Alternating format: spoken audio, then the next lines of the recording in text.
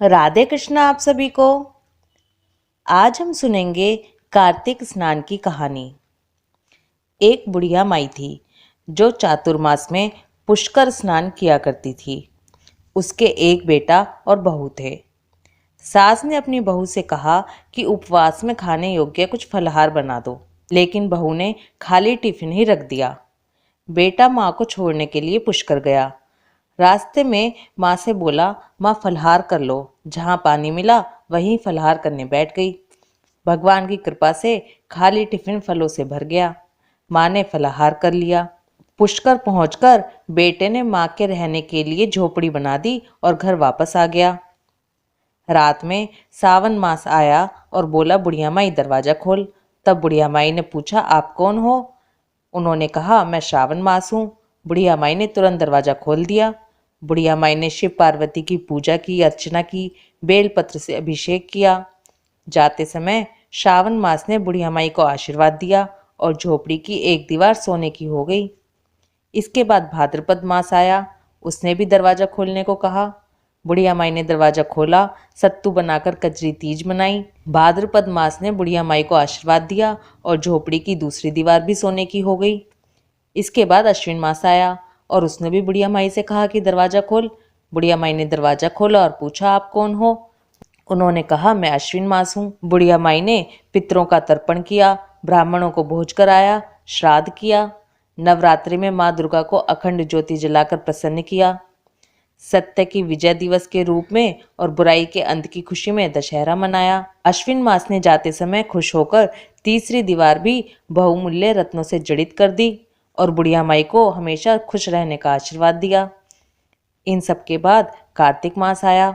उसने भी बुढ़िया माई से दरवाजा खोलने को कहा।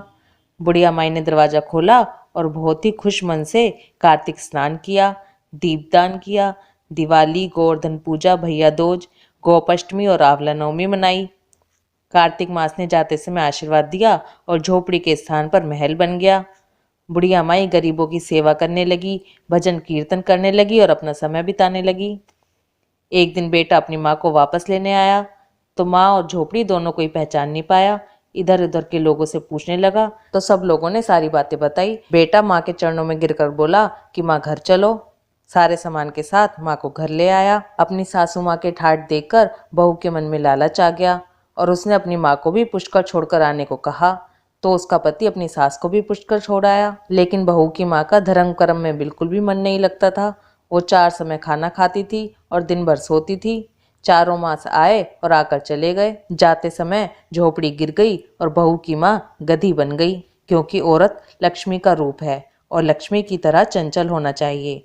भगवान की पूजा और अतिथि का सम्मान और दान पुण्य करना चाहिए। बहू ने कहा, अब माँ को घर ले आओ। जब जमाई सास को लेने गया तो सास कहीं भी नहीं मिली। लोगों से इधर उधर पूछने लगा तो लोगों ने बताया कि तेरी सास धर्म कर्म तो कुछ भी नहीं करती थी, पूरा दिन खाती थी और सोती थी, वो तो गधी बन गई। तो वो जो जमाई था उसी गधी को अपने साथ बांधकर घर ले गया। उसकी पत्नी ने पूछा कि मेरी माँ कहाँ है? तब पति ने बताया कि तेरे लालच की वजह से ये तेरी माँ तो गधी बन गई, देखिए रही तेरी माँ। तब बहू ने बड़े बड़े पंडितों को बुलाया, पंडितों से पूछा। तब सबने कहा, तेरी सास के नहाए हुए पानी से तेरी माँ नहाए, जब इसे मनुष्य योनि मिलेगी। तब बहू ने ऐसे ही किया और उसकी माँ फिर से मनुष्य योनि में आ गई। हे राधा दामोदर भगवान, जैसे बुढ़िया माई को दिया वैसे सबको देना। कहानी कहते सुनते हुंकारा भरते और मेरे पूरे परिवार को भी खुशियाँ देना। बोलो कार्तिक के देवता की जय। राधे कृष्णा।